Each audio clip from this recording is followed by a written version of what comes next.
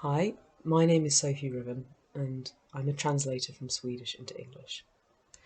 In honour of the 40th anniversary of the Swedish to English Literary Translators Association, also known as SELTA, Translators Aloud is hosting a series of readings of Swedish literature throughout the year.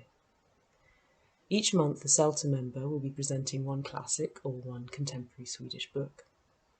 This month, I'll be reading from my translation of the contemporary book Inte, whirlwind by Seluah Alsaati, which was published in Sweden in 2020. I've chosen this book for a number of reasons, but chiefly because the prose really seems written to be spoken aloud, and the characters have a special place in my heart.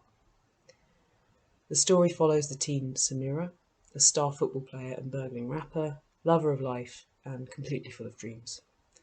She knows just who her friends are and, crucially, what she wants from a guy. 3 simple things, nothing complicated. Then she meets Nabil, and her whole world is turned upside down, and not totally for the better. The novel speaks not only to and for those who've been caught in destructive relationships, but also to and for a part of Stockholm that's often ignored or misrepresented. The extract that I'm about to read is taken from the opening few pages, where we're first introduced to Samira as she's sitting on the metro musing about relationships and her own needs, just before her world is about to be turned upside down.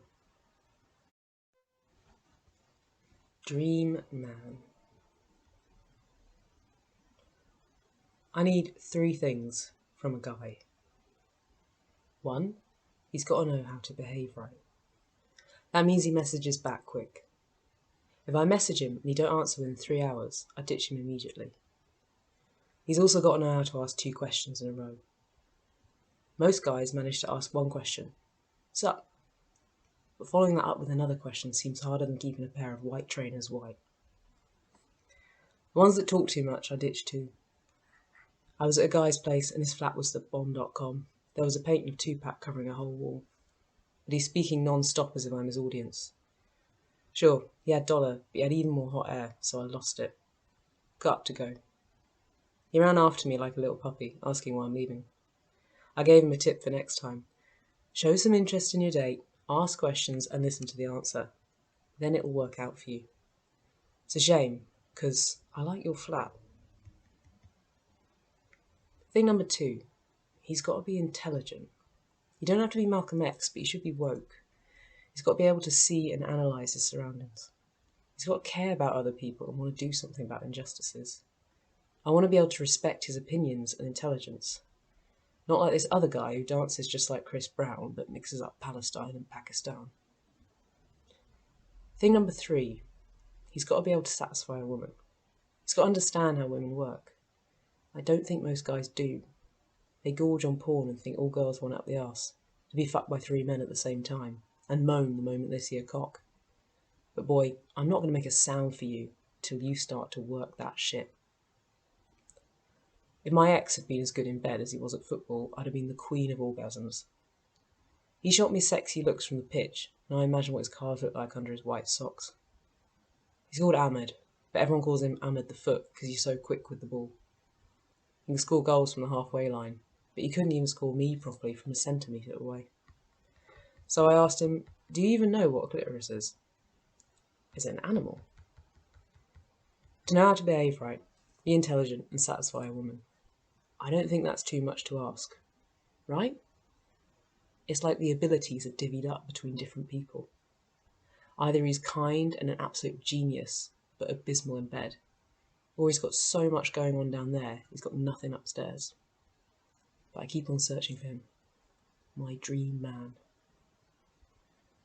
Maybe it's him sitting in front of me on the metro right now. What an aura.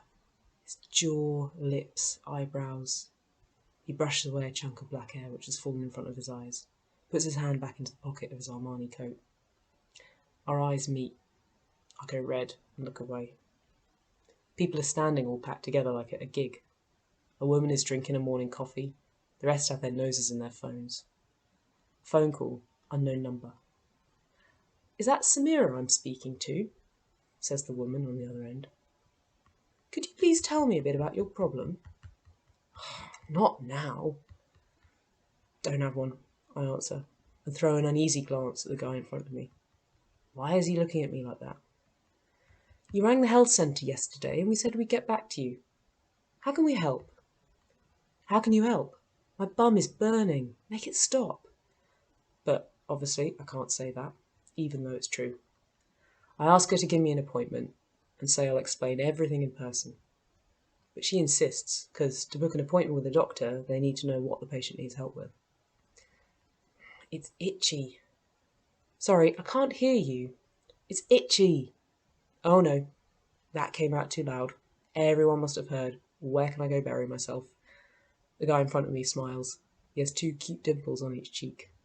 Why is he smiling? It's not funny. Where is it itchy? No, I don't think I'll answer that question.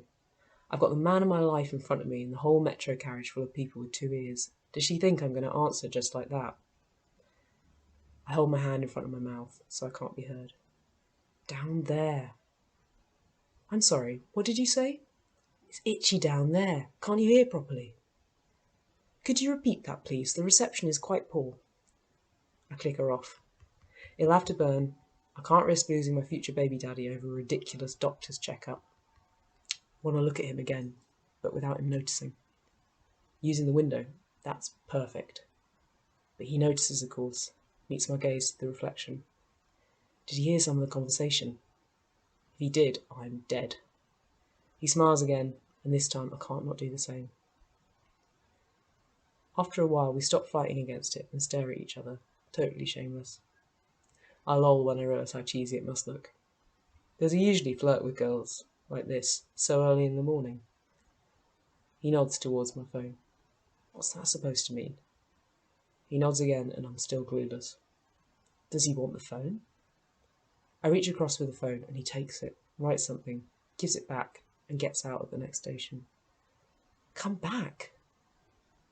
He'd written just one word, Nabil, and a number. Just like that, nothing more. But that was all that was needed.